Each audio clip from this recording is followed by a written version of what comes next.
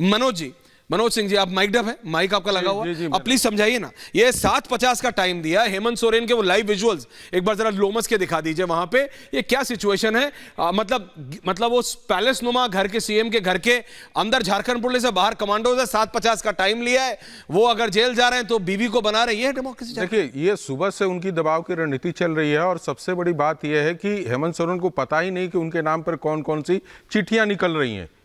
अब उनको जिस विधानसभा का प्रतिनिधित्व के रूप में दिखाया गया है, वो तो विधानसभा झारखंड में नहीं है। उन्होंने निशिकांत जी ने ट्वीट भी कर दिया कि कम से कम इतनी बड़ी गलती, वही अभी बेने भी बता रहे थे, वही अभी बेने भी बता रहे थे। दूसरी बात है 2013 से इनका केस के नाता है, चाहे बम्बे का केस ले ले, एक महिला ने इनके ऊपर जो आरोप लगाया था, इसके बाद करप्शन के सारे चार्जेज लगते गए और कोई ये नया चार्जेज नहीं लगे और सारे के एविडेंट हैं। चाहे आप बरियातू का 82 एकड़ जमीन का जो मामला है रांची झारखंड का है, वो सारे चीजें हैं जो कि ऑन रिकॉर्ड हैं और वही ईडी जानना चाह रही है कि भाई आप ये बताइए कि ये जो जमीन प्रूफ करो, है ये प्रूफ कर दो क्या है, और आप इससे भागते जा रहे। दूसरी बात है कि जो आपने कहा कि 3 बसें लगा दी गई हैं, वहां पे 3 बसें लगाई गई हैं जिससे विधायकों को लेकर जाना है गवर्नर के पास। लेकिन आपको बता दूं कि जो मेरे पास सूचना है 7 जेएमएम के विधायक अभी भी वहां पे नहीं है। और क्या बात कर रहे हैं? 7 विधायक हैं और आप देखिएगा जब गवर्नर के पास जाएंगे, जब 7 है तो नाम भी होंगे, नाम भी बता दीजिए। नहीं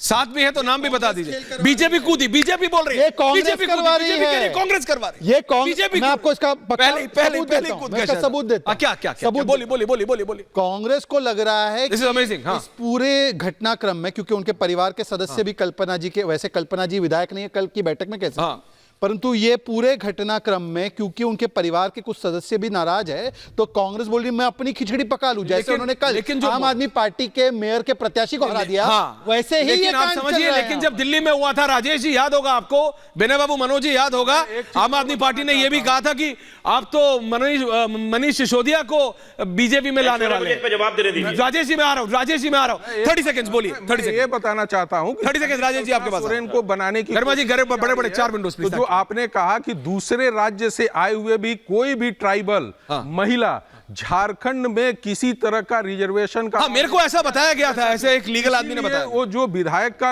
आपने कहा कि उन्होंने रिजाइन कराया है गांडे से, वो क्या है कि जनरल सीट है और वहां से इनको चुनाव लगाकर जिताकर लेकर आना चाह रहे हैं ताकि उनके ऊपर किसी तरह का रिजर्वेशन का इनवायलेंस का केसेज न लगे, पॉइंट ना रहे। ये चीजें की जा रही है। लेकिन आपको बता दे रहे कि यदि सीता सोरेन जो है, बसंत सोरेन है और ललिन है, बसंत को तो वो बनाएंगे नहीं, आप मेरे से बेहतर जानते हैं। विनय सिंह को भी लाइए please. Thank you Vinay Singh, Rajesh ji, Manoj Singh, Shahzad, thank you very much. Jharkhand में कोई आदिवासी नहीं है जिसको बनाया जा सकता। नहीं आप समझिए ना, क्यों नहीं है? क्योंकि फैमिली के बाहर नहीं, फैमिली के बाहर नहीं सोचते, फैमिली के बाहर नहीं सोचते, फैमिली के बाहर नहीं सोचते, फैमिली के बाहर नहीं सोचते। विनय सिंह फैमिली के बाहर कोई नहीं सोच रहे। राजेश जी को भी लाइए प्लीज।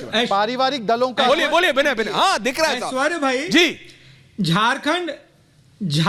झारखंड में आदिवासियों को लेकर कई नियम कानून है। एक कानून यह भी है कि आदिवासी समाज भी आदिवासियों का जमीन नहीं खरीद सकता एक डिस्ट्रिक्ट के बाहर। और हेमंत सोरेन के ऊपर जो आरोप लगे हैं और जो लोकपाल में मैटर है कि इन्होंने आदिवासियों की जमीन अलग अलग पता बदल करके और अलग अलग नाम बदल के खरीदा है, एक वो भी स्कैम है जो इसकी चर्चा हो रही है। दूसरा, झारखंड मुक्ति मोर्चा का टाइटैनिक हो गया है, झारखंड सरकार का टाइटैनिक हो गया है। लोग कूद रहे हैं उस जहाज से, लाइफ वेस्ट और लाइफ बोट तलाश रहे हैं कि अपनी अपनी जान बचा करके ये जो अपयश है इस मुख्यमंत्री का, ये जो अभी खबर बताई मनोज बाबू ने, ये जो अभी मनोज सिंह ने खबर बताई कि 7 विधायक है ही नहीं, तो कहां है वो 7 विधायक? ये तो किसी को पता है नहीं। 7 विधायक बहरा दे, वो कहां है? लेकिन राजेश जी, पंजाब में होता है तो पंजाब में आरोप लगाती है आम आदमी पार्टी की, देखो हमारे विधायकों को बीजेपी ले रही है। दिल्ली में तो आपने बोल दिया था कि डिप्टी सीएम को ऑफर दिया है मनीष सिसोदिया को, हु इज बिहाइंड बाज नाउ, कि शहजाद की पार्टी उनको अपनी पार्टी में वो ले रही है। झारखंड में हो रहा है तो झारखंड में हेमंत सोरेन के विधायक खड़े होकर बोल रहे हैं कि हमारे 11 विधायकों को बोला है बीजेपी ले रही है। तो ऑपोजिशन का मोडस ऑपरेंडाई सेम है। आप देखिए ना, जैसे जैसे एजेंसीज पूछती हैं मोडस ऑपरेंडाई सेम होता है, आलबाई सेम है। राजेश जी। ऐश्वर्य, ऐश्वर्या, ये हमारा मोडस ऑपरेंडा नहीं है। देखिए, फैक्ट इज यूनिवर्सल, ठीक है ना, सच्चाई तो नहीं बदलेगी ना, सच्चाई है। आप उसको कह रही है कि मोडस ऑपरेंडी सेम कैसे है? अगर झारखंड के मुख्यमंत्री कहते हैं कि सूरज ईस्ट से निकलता है, अरविंद केजरीवाल कहते हैं ईस्ट से निकलता है, तो आप कहते हैं मोडस ऑपरेंडी है। ये फैक्ट है, इट्स अ फैक्ट। अभी मनोज जी कह रहे थे कि कांग्रेस के लोगों ने हरा दिया। अरे मनोज जी, आपने वो वीडियो देखी? मेरी आपसे एक ही प्रार्थना, वीडियो को भी चला दीजिए, जरा देखिए कि प्रिसाइडिंग ऑफिसर क्या कर रहे हैं। यार इतना तो मत ऐसा करो कि जवाब देने लायक चीजें ना बचें। बड़ा दुख होता है, आप लोग बार बार कुछ चीजों को देखिए। हर्षवर्धन जी ने कहा कि 2 एजेंसी सामने है, दुख होता है, बिल्कुल। हालांकि वो एक पार्टी के लिए खुलेआम यूट्यूब चैनल बनाते हैं, मुझे अच्छी तरह मालूम है। लेकिन हर्षवर्धन जी, जिसने कॉलेज की पढ़ाई करी है, स्कूल की करी है, वो जानता है कि अल्टीमेटली सेंटर के जो हमारा फेडरल सिस्टम है उसमें लॉ प्रिवेल करेंगे। आप चिंता ना मत कीजिए, इसीलिए ये सब कुछ हो रहा है कि गिरफ्तार होंगे तो आगे की चीजें करेंगे। लेकिन सवाल एक बात का है, हर्षवर्धन जी से है, मनोज जी से है, ऐश्वर्या जी से है। मैं शहजाद से नहीं करूंगा, शहजाद एक पार्टी को रिप्रेजेंट करे, मैं आप लोगों से कर रहा हूं। क्या आप लोगों को सच में लग रहा है कल आपने वो वीडियो देखी, सब कुछ सही हो रहा है? मैं आपसे पूछ रहा हूं, आपने पूछा गिरफ्तार बेईमान के साथ, चोर के साथ क्या होना चाहिए? मैंने कहा गिरफ्तार कर लो, सबूत तो दे दो। अब संजय सिंह अंदर है, कोई सबूत तो दे दे। मनीष सिसोदिया अंदर है, कोई सबूत तो दे दे, बता तो दे क्या पैसा मिला, क्या हुआ, क्या कोई नहीं बता पा रहा है ना। मेरा आप लोगों से एक बात पूछना, आप लोग वरिष्ठ पत्रकार हैं, आप एक सवाल पूछना। आपने कल एक वीडियो देखी, मैंने वो वीडियो देखी, मेरे पे मुझे समझ नहीं आ रहा, आप मुझे समझा दीजिए, क्या वो बेईमानी नहीं थी? क्या इलेक्शन कमीशन को इस पर संज्ञान नहीं लेना चाहिए?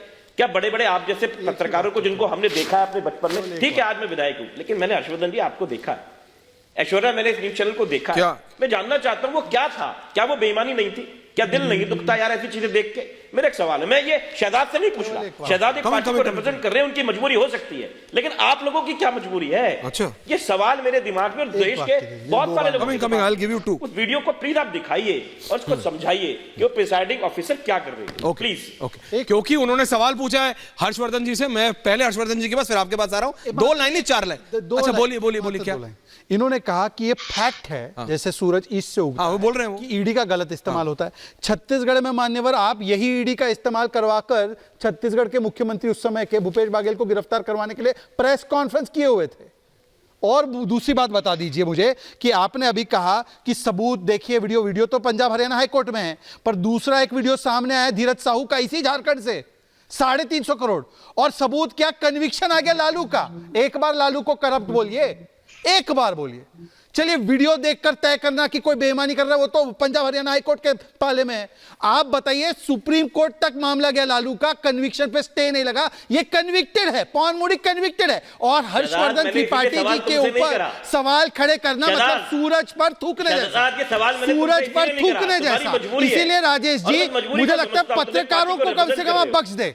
आपने आशुतोष को, आप पत्रकार थे, उनको प्रवक्ता बनाया। ये हर्षवर्धन त्रिपाठी प्रवक्ता नहीं बने किसी के, पत्रकार में ही है। इसीलिए मुझे लगता है कम से कम पत्रकारों को तुम इसका जवाब नहीं दे पाओगे। अच्छा ठीक है, ओके रिलैक्स। हर्षवर्धन जी की बात हो रही है, वो बोल रहे हैं। Thank you very much Harshvardhan ji. Rajesh ji, आपने डायरेक्ट किया हर्षवर्धन जी को। हर्षवर्धन जी आप जवाब दीजिए, लेकिन मैं बता रहा हूं 7:50 का समय दिया है। साफ दिख रहा है जो आपने कहा कि अगर 7:50 पे मिलने जाते हैं तो उसका मतलब Hemant Soren is being getting arrested.